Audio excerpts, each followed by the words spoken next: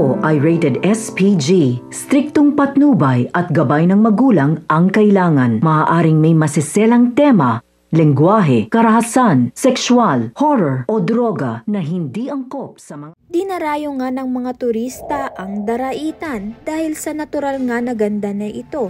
At dumaragdag pa nga sa kita ng Daraitan ay ito ngang si Ikit.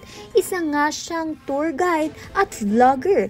Napapanood nga ng mga turista at mga tao ang vlogs niya at naaakit nga sa ganda ng Daraitan. Kaya naman nga't dinarayo nga sila at hinahanap nga itong si Ikit upang ngang itour nga sila sa ganda nga ng Daraitan at ang famous Tinapak River. Paborito ngang puntahan nga nito ni Ikit at ang tatay niya ngang si Gani. Dito nga sila laging nagre-relax at nag-uusap-usap. Ngunit may pinaplano nga itong si Rika na angkinin nga ang Daraitan at tayuan nga ng malalaking ang buildings at sirain nga ang natural na ganda na ito.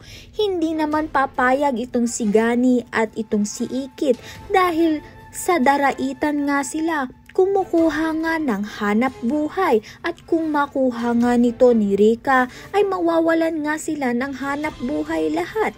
Ngunit gagawin nga ni Rika ang lahat upang angkinin nga ang Daraitan at kahit nga itong si Gani ay aakitin niya upang mahulog nga ang loob sa kanya at pumayag itong ibenta sa kanya dahil kay Mayor ay ibinebenta na nga rin ang Daraitan. Sino nga ba ang dapat ngang magmay-ari ng Daraitan? Ito bang si Ikit at Gani o itong si Rika? Ayan nga ang pakabangan natin. Maraming salamat sa iyong panonood.